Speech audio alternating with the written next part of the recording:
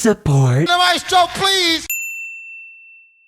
End of July, and it gave us a good chunk of albums to end on, given a lot of them are just on one chart. This'll be for the week of July 26th, 2025. On this day of music back in 1983, Kill 'Em All, Metallica's debut studio album, would be released. It would go on to be certified 4 times platinum and become one of the defining albums within metal music. So that Clair Obscur soundtrack is still at number 1, and it's basically a JRPG, but it's all like French themed, so people have been calling it JRPG. Don't mean a thing if it ain't got that swing. Oddly enough, another Charlie Brown soundtrack by Vince Guaraldi is working its way up the charts. Will it beat out Sade and Loewe? I do not know. Singing, I love rock and roll. 'Cause what I really want to know is, can you catch these fits? Studio album number 2 from Wet Leg, following up 2022's, well, Wet Leg, their debut. They went into the studio apparently with 16 songs ready to record, so the fact that 12 of them made it to the album is nothing to laugh at. It's bigger than hip-hop, hip-hop. Spending my 20s on you.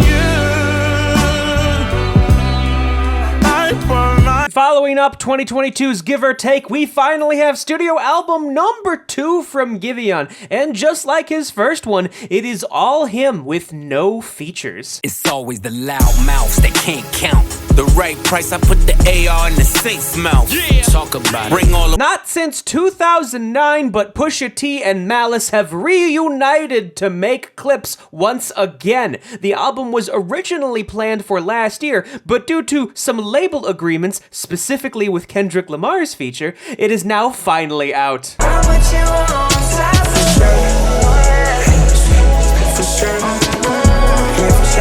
Album number 7 from Justin Bieber had an interesting promotional campaign. A bunch of billboards that said swag popped up in Los Angeles, Atlanta, Cambridge, Ontario, and even Reykjavik, which is kind of odd until you remember that he actually finished recording this album in Iceland. I bet you going dumb. I bet you going dumb.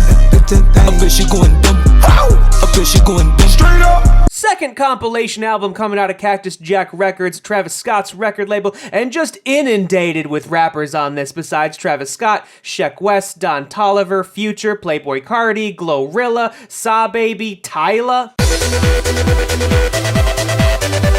For the most part, ever since it came out, Mayhem by Lady Gaga has been holding on to that number 1 spot. That being said, Charli XCX's Brett has very much been right behind it almost every time. And now I need some help from the maestro, please!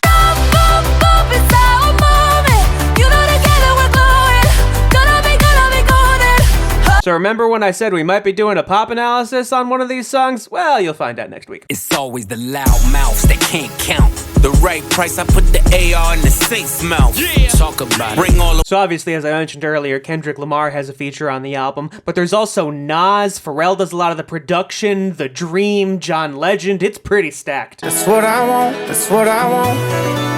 That's what I want, that's what I want, that's what I want. Obviously, there's a lot of tracks on this, just like many of his other albums, so if you get the physical edition, it's actually a 2-disc set.